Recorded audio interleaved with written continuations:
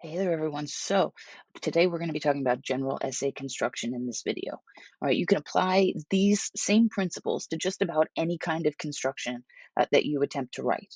All right, so it's just going to be a brief overview, not tied to any specific assignment or anything like that. These are just the nuts and bolts and how it all works together. Okay, so let's just see the briefest of rundowns. So, parts of an essay. We've got our introduction, right? Is that first paragraph where we are introducing our ideas to the reader and establishing our plan. So we've got the hook, the bridge, the thesis statement. All right. Inside each body paragraph, right? The paragraphs in the middle of the essay, not the introduction paragraph or the conclusion, but those ones that are the meat and potatoes of your ideas, we're going to have a topic sentence, evidence, analysis, and a transition, right, in each body paragraph. And then we have our conclusion paragraph. Just as important as anything else, it helps us restate our thesis and wrap up our ideas. Okay, so now, I didn't include it on this slide, but we've also got our title, right? And I just want to, give a brief shout out to titles because they're underrated. All right, so your title should be centered on your page with no bold, italics, or underlines, right? This is just straight text. MLA is boring, straight text. Your title should indicate what the essay is about, but take this opportunity to do it in a clever way. Get your reader interested, excited. It should engage your reader. Okay. The title is literally the first thing your reader sees, and you really want to make sure that they understand how it's connected, but also they're like, I'm puzzled. I like how this is going so far, right? This is interesting to me. So, your title is just as important as any other part of your essay. So, don't forget about it. If you want to have like a comparison, you want to think of your title almost as clickbait, right? Where it's really interesting, it's really engaging, might get someone riled up. But unlike clickbait, you want it to be legitimate. You want your title to be an accurate reflection of what your essay is discussing. All right, so now let's take a look at parts of an introduction. Okay, we have our hook. The hook is the first sentence of your introduction, and it gets your reader interested, right? That's the whole point. Now, you should be interested in your topic, right? Because otherwise, why would you be writing about whatever it is that you're writing about? So, share some of that interesting stuff that you find about your topic in your hook. This way, your reader can get interested too. Okay. This could be a relevant piece of information, maybe a statistic if you're using evidence, right? Something to get us thinking and engaged. Then we have our bridge. Okay. The bridge connects your hook to your thesis statement, right? That is essentially what it does, like as a function. But how do you even do that? Well, you do that by providing additional context about your topic. Maybe you can't expect your reader to know all about it. You might need to give a few like heads up, like, hey, you probably should know this before we move on. Okay. You also want to make sure that if you're working with any terms that are maybe abstract, things that don't have a clear definition, or if you're working with a definition that your reader might not know, let us know, right? That's what goes on in the bridge. It's kind of setting the stage for the essay that you're about to write. And then your thesis statement, okay? The thesis statement establishes your organizational plan. So it's important, okay? Your thesis, for the purposes of this class, should be one sentence long, and it should include the following two things, right? A statement of purpose and your forecast elements, okay? Make sure that you remember these terms as we're going because they're really important to making sure that your reader stays on track and you, as a writer, stay on track. Okay, so let's see what they are. Your statement of purpose is like essentially the purpose of your essay, right? But it's clear and it's direct. So to find the statement of purpose, you want to ask yourself, what do I want my readers to know? Like, what is the point of writing this whole essay, right? Seems easy, but to get it really clear and specific, you'll probably need to play around with the language a little bit. Okay, so don't wait until the last second because the thesis is too important to not have like a really quality one going in. Now, what are your forecast elements? Well, forecast, we kind of use that term when it comes to weather. So how could that apply here? We're doing the same thing. We're saying, okay, well, in our upcoming paragraphs, these are the things we're going to talk about, right? In the body of the essay, the body paragraphs will talk about X, Y, and Z. All right. So that's how we want to go about thinking about this, right? You don't want the reader to have a general idea of what's coming. You want to make it clear for two reasons. One, your reader wants to know, they're just as curious as you are. So you better deliver that information. And two, it helps keep you as the writer on track, right? You really want to make sure that you know where you're going. So identifying forecast elements that can be developed throughout the essay really goes a long way to doing that. Okay, now it's important to recognize that each forecast element that you identify in your thesis correlates with one of your body paragraphs. Okay, for this class, right? If you're writing a longer piece, it can reference multiple, but we're not writing very long essays here. Okay, so you'll really want to make sure that each forecast element has a body paragraph that will develop it, just one. Okay, now, the other important thing is to note the order in which you identified your forecast elements, okay? Because that's the order that you will talk about them in the body of your essay. Forecast element one relates to body paragraph one. Forecast element two relates to body paragraph two. Forecast element three relates to body paragraph three. Okay, so it's really important that we're keeping track of that kind of thing. All right, so let's get into the body paragraphs now. All right. Your topic sentence identifies what the paragraph will talk about. It's the first sentence of each body paragraph. And it says, hey, here's a reminder of the statement of purpose, essentially why we're here. And here's how this body paragraph fits in your forecast element, right? So it essentially combines the statement of purpose and the forecast element you want to develop. Now, if you want to just be very standard and just say, okay, well, let me reiterate my statement of purpose, tack on my forecast element, I'm done. Cool, that works for me.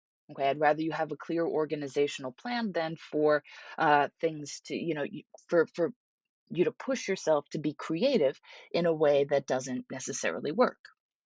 Okay, so you can be a little bit more repetitive in your topic sentences because you've got a few sentences in between, right? Your reader won't necessarily notice it. Okay, but if you want to get creative, amazing, try it.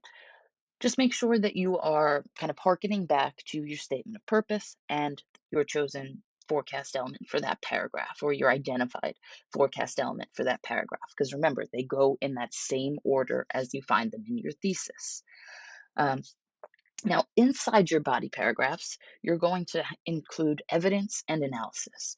Evidence is super important because it's kind of what you're trying to convey here, right? You're using evidence. It's an example of this point that you're trying to make with your thesis and forecast element. So, you want to choose evidence that clearly establishes this point. All right. Now, you always want to make sure that you cite evidence, right? Everything that you reference from a source, whether it's a website or create a website for this class, you need to cite it and you need to cite it properly. So this way, you don't run the risk of forgetting to credit the source and forgetting to direct the reader to the proper source material. Now, the thing to kind of keep in mind when it comes to evidence is you want to have at least two pieces of evidence per body paragraph. Okay. The reason is one piece of evidence to support what you're trying to say could just be a coincidence. With two, we're starting to establish a pattern. So it's really important that you've kind of got that in your mind and you make that clear to your reader. All right. Um, the other thing is that evidence is always accompanied by analysis, right? You don't want to have evidence on its own, and that's it. Because your reader needs to know what to do with it. How does this evidence connect to my ideas? And you want to do that in like 1 to 3 sentences, depending on the necessity of what you're writing. Okay. So, how does that work? Well, you want to ask yourself, why is this piece of evidence here? What does it tell my reader? How does it explain this, the purpose of my essay? How is this an example of the purpose of my essay? So essentially, you keep asking yourself why, you keep asking yourself how until those questions are all answered. Okay. Now, you do this for each sentence of analysis. Your first sentence of analysis will be asking, why is this here about your piece of evidence? And then your second sentence of analysis will be the answer to why or how from that first sentence of analysis. Your third sentence might have to answer why or how to the sentence previous to it, right? It's just about getting specific enough so that your reader has no more questions. All right. Typically, that takes 1 to 3 sentences, but it can take more if it's maybe a more complicated point that you're trying to make. And you do this twice, right? Evidence analysis in each body paragraph. Then your body paragraph is kind of done, right? You've explained your statement of purpose and forecast element, how those two things work together for this specific point that you're trying to make, right? This specific, I guess we could call it a sub point to your essay.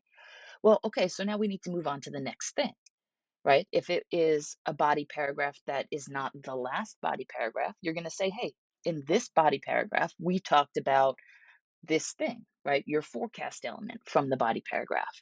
Next, we're going to discuss our next forecast element.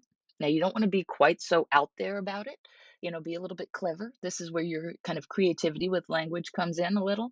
But that's the idea. We just talked about this. Now we're going to be moving into this. All right. If it's your last body paragraph, then you get a little bit of a recap of the paragraph because there's nothing to transition into.